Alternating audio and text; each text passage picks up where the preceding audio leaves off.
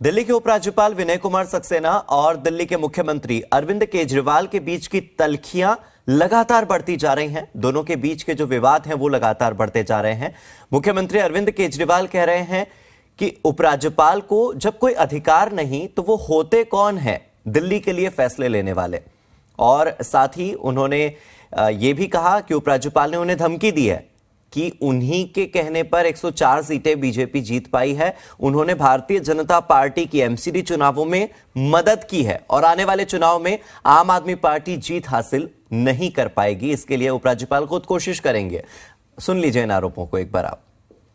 वैसे तो हमारी चुनी हुई सरकार है, मैं मुख्यमंत्री हूं, ये शिक्षा मंत्री हैं।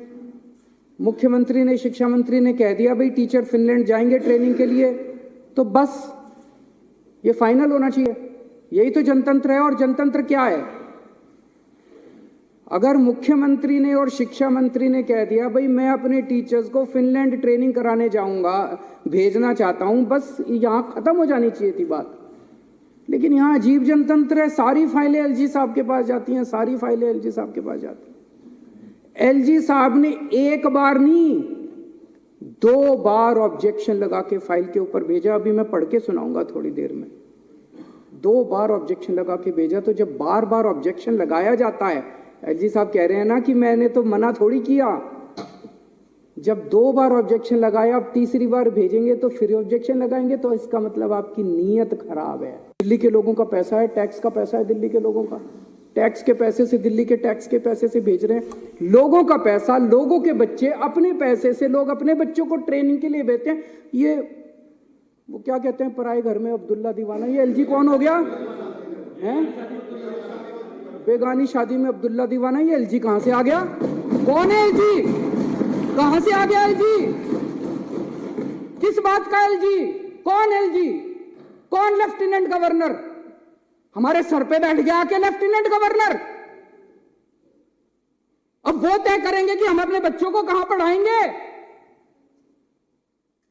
ऐसी सामंतवादी सोच के लोगों ने आज हमारे देश को पीछे छोड़ा हुआ। मैंने एलजी साहब को बोला, मैंने कहा सर आप मेरे हेडमास्टर थोड़ी हो। इतने तो मैं स्कूल में पढ़ाई में बहुत अच्छा था, फर्स्ट आया करता था क्लास में थ्रू आउट।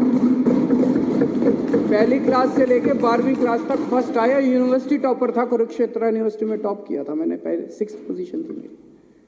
मेरे मास्टरों ने आज तक मेरा होमवर्क ऐसे चेक नहीं किया जैसे एलजी साहब आज मेरी फाइलें लेके बैठ जाते हैं। स्पेलिंग गलत है, हैंडराइटिंग खराब है, ये ऐसे क्यों नहीं लिखा, ये वैसे क्यों नहीं लिखा। मेरे मास्टरों ने ऐसे नहीं किया जैसे एलजी साहब मेरा होमवर्क चेक करते हैं। मैं चुना हुआ मुख्यमंत्री हूं। दिल्ली के 2 करोड़ लोगों ने मेरे को चुन के भेजा है। आप कौन है?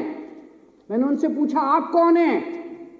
ये मैंने पूछा एलजी साहब से। मैंने कहा सर आप कौन है? मेरे को तो जनता ने चुन के भेजा। कहते मेरे को प्रेसिडेंट ने भेजा। मैंने कहा वैसे ही जैसे अंग्रेज वाइसरॉय भेजते थे वैसे ही आपको प्रेसिडेंट ने पहले। बोले आपकी सरकार अच्छी नहीं चल रही, आपने ये नहीं किया, आपने वो नहीं किया, आपकी सरकार में ये। मैंने सर वो वाइसरॉय जो होते थे ना, वो कहते थे you bloody Indians, you don't know how to govern. मैंने कहा एलजी साहब आज आप भी वही भाषा इस्तेमाल कर रहे हो, यू ब्लडी डेली वालाज, you don't know how to govern.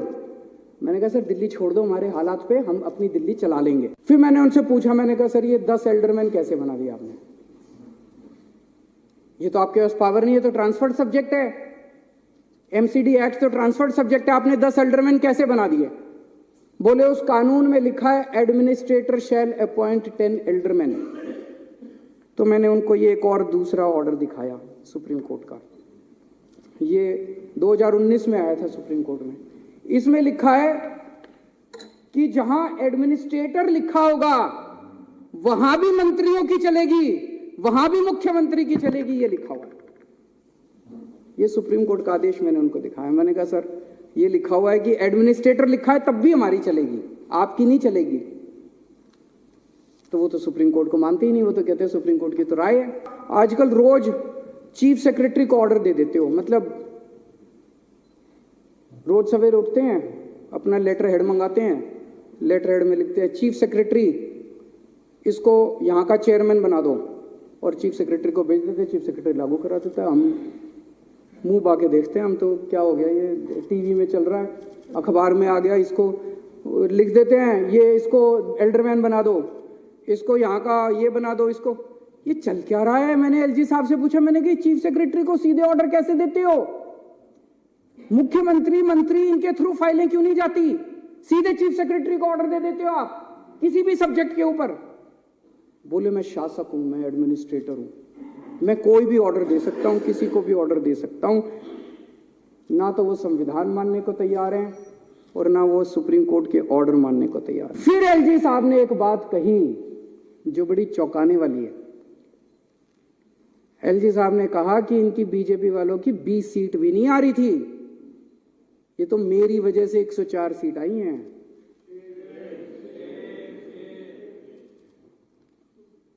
ये तो मेरी वजह से 104 सीट आई हैं, तो इसका मतलब जानबूझ के सारी पेमेंटें रुकवाई थी। बोले अब देखना तुम्हारी 7 की 7 सीट लोकसभा में बीजेपी की आएंगी और अगली बार तुमको मैं चुनाव नहीं जीतने दूंगा विधानसभा का। एलजी साहब मुख्यमंत्री को खुलेआम धमकी देते हैं कि अगला विधानसभा, वो यहाँ पे लेफ्टिनेंट गवर्नर दिल्ली को चलाने थोड़ी आए हैं, दिल्ली को ठप करके केजरीवाल को और आम आदमी पार्टी को बदनाम करने आए। इतनी प्रताड़ना करके, लोगों के मोहल्ला क्लिनिक बंद करा के, लोगों के पानी बंद करा के, लोगों की बिजली बंद करा के अगर आप चुनाव जीतना चाहते हो, चुनाव आपको मुबारक। हम लोगों की सेवा करेंगे, हम आपकी तरह नहीं गिर सकते, हम आपकी तरह इतनी गंदी हरकतें नहीं कर सकते।